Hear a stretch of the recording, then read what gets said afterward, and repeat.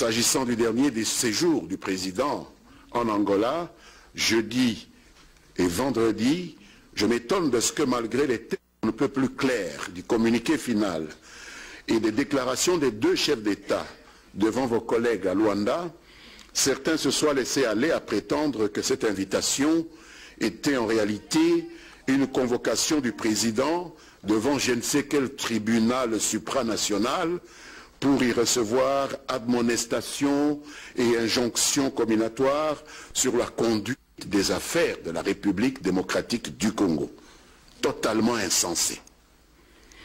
Plus ridicule, d'autres ont carrément annoncé sur les réseaux sociaux la séquestration de notre délégation en attendant des ordres de certaines puissances occidentales. Pourtant, sans aucune ambiguïté, avant d'aborder les questions sécuritaires, de défense, de coopération économique, bilatérale et de développement, le président angolais avait tenu à réaffirmer le principe de non-interférence dans les affaires intérieures de la République démocratique du Congo, se limitant à féliciter son homologue congolais pour le brio avec lequel il conduisait le processus politique dans son pays et à souligner les grands progrès ainsi que les avancées spectaculaires du dit processus.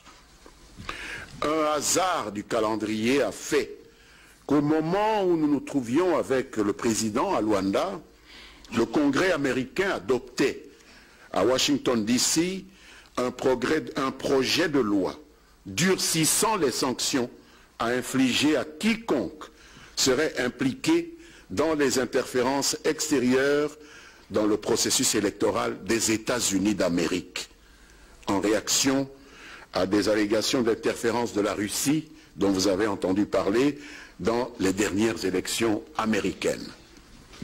Cette information, mesdames et messieurs de la presse, mérite d'être méditée par les Congolais et surtout par vous, hommes et femmes de la presse.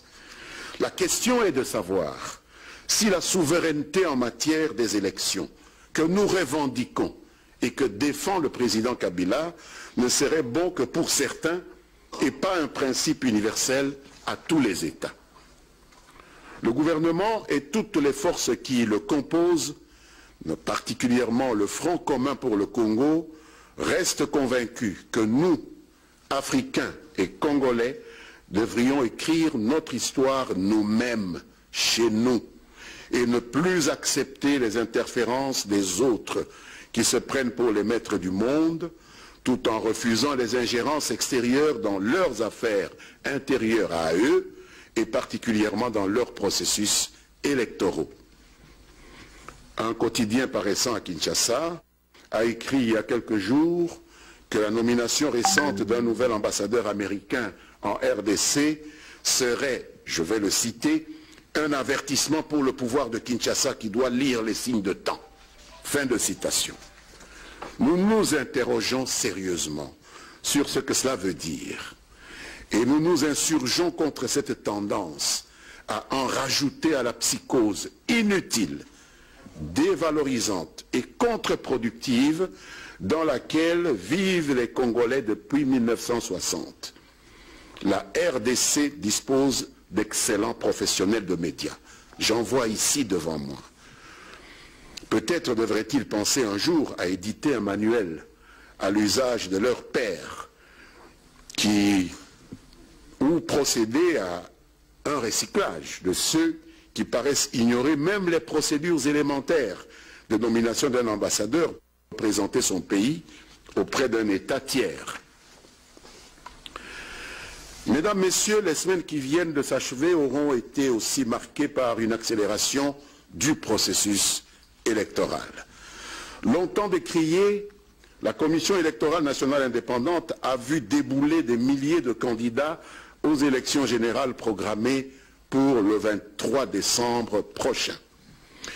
Des élections auxquelles ces détracteurs n'ont jamais donné la moindre chance de se tenir, mettant systématiquement en cause la bonne foi du chef de l'État et du gouvernement dans leur volonté de la soutenir dans cet exercice démocratique qui est pourtant devenu bel et bien inéluctable.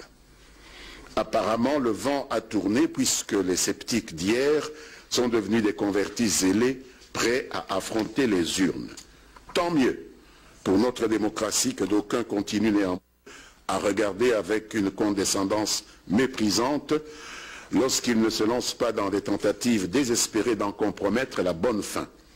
C'est le cas de ce fameux compte Twitter créé délibérément pour faire circuler un faux posting du ministre des Finances pour faire croire que le Trésor congolais n'était pas en mesure de couvrir les charges de l'organisation des élections et qui a été sèchement démenti par le ministre Henri-Yves Moulang. Sur un autre registre, on a assisté au retour à Kinshasa dans le calme du sénateur Jean-Pierre Bemba, récemment acquitté par la Cour pénale internationale, où il était envoyé, faut-il le rappeler, suite à des plaintes de sujets non congolais et avec le concours d'autorités d'un pays européen et non des autorités de la République démocratique du Congo, que quelques exaltés essayent de rendre responsables des déboires vécus par ce compatriote il y a de cela 11 ans. Éclipsé sans doute par ce retour de M. Bemba, un autre acteur politique s'est mis en tête de se lancer à corps perdu dans une fuite en avant pour transformer son engagement non tenu de se présenter à la justice congolaise, de laquelle il avait obtenu une autorisation d'aller se faire soigner à l'étranger, en un pathétique show médiatique autour du dépôt d'une candidature hypothétique à l'élection présidentielle, une candidature pour laquelle des groupes d'influence étrangers, mais aussi nationaux, par exemple la Cinco et ses démembrements, se font des avocats zélés au mépris de la Constitution, tout en s'appuyant sur l'accord du 31 décembre 2016 qui fait du respect de la Constitution le socle de toute sa mise en œuvre.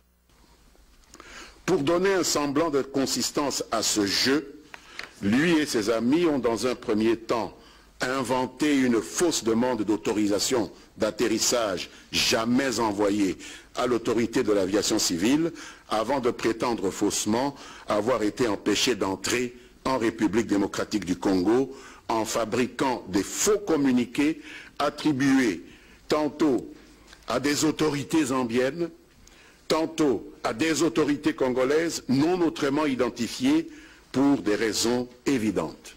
Une vraie farce. La vérité est simple. Ce monsieur ne s'est jamais présenté du côté congolais de la frontière à Kasumbalesa, ni vendredi, ni samedi dernier. Il s'est limité à se pavaner en territoire zambien, sans traverser ou même approcher de la ligne de démarcation frontalière, où on l'attendait, pour se présenter à une quelconque autorité congolaise. Par ailleurs, aussi bien la police nationale, la Direction générale des migrations, que la DGDA confirment que notre frontière avec la Zambie n'a jamais été fermée vendredi et samedi. Bien au contraire, vendredi, notre frontière à Kasumbalesa était restée ouverte jusqu'à 19 h, 30 minutes après l'heure normale de fermeture. Et samedi, la frontière n'a fermé que 3 heures au-delà des heures normales de fermeture. Tout le reste relève de simples ragots et des rumeurs. C'est dans cet imbroglio qu'un de vos collègues, sans doute abusé par ses contre-vérités et soucieux d'en avoir le cœur net, était allé à sa rencontre en Zambie, en compagnie de quelques autres compatriotes, sans s'être conformé au préalable à la législation sur l'entrée et le séjour des étrangers dans un autre pays. Naturellement, ils ont été interpellés par les autorités zambiennes, puis remis dans le cadre des relations de bon voisinage et de coopération aux autorités congolaises qui, estimant que l'incident était de peu de gravité, les ont relaxés après audition sur procès verbal à Lubumbashi. Curieusement, et je vais terminer par là, sur ce chapitre, leur interpellation en Zambie et leur identification par nos services de police, dont c'est un devoir élémentaire à Lubumbashi, ont valu une volée de bois vert au gouvernement congolais par des activistes politiques qui se sont époumonés à mettre les conséquences de l'imprudence de ce groupe en Zambie sur le compte des services relevant du gouvernement congolais, accusés à tort de les avoir prétendument enlevés. Une attitude et des propos qui n'honorent et ne profitent ni à la consolidation de l'exercice de la démocratie, ni à la crédibilité des lanceurs d'alerte dont tout État de droit a un réel besoin. J'en viens maintenant à la conclusion des consultations que le président Joseph Kabila Kabange, autorité morale du Front commun pour le Congo, a menées pour dégager un nom de l'oiseau rare qui va représenter notre famille politique à l'élection présidentielle et derrière lequel nous allons tous nous aligner et que nous sommes en train de conduire maintenant même à la Commission électorale nationale indépendante. Il s'agit du camarade Emmanuel Ramazani Shadari, secrétaire permanent du PPRD, né en 1960 à Kabambare, dans la province du Maniema, marié et père de 8 enfants. Il est diplômé d'études spéciales en sciences politiques de l'université de Kinshasa. Il est licencié en sciences politiques et administratives de l'université de Lubumbashi. Il est député élu en 2006 et en 2011 de la circonscription de Kabambare. Il a été président du groupe parlementaire PPRD à l'Assemblée nationale, puis coordonnateur de la majorité présidentielle à l'Assemblée nationale. Ensuite, vice-premier ministre, ministre de l'Intérieur et de la Sécurité, secrétaire général adjoint, puis actuellement secrétaire permanent du PPRD.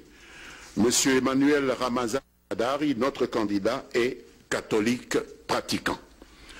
Maintenant, vous me permettrez de ne pas déférer à notre pratique habituelle de jeu de questions et de réponses, parce que je me dois à mon devoir de membre discipliné du Front commun pour le Congo d'aller accompagner M. Emmanuel Shadari à la Commission électorale nationale indépendante où on va clôturer la réception des dossiers. Je vous remercie.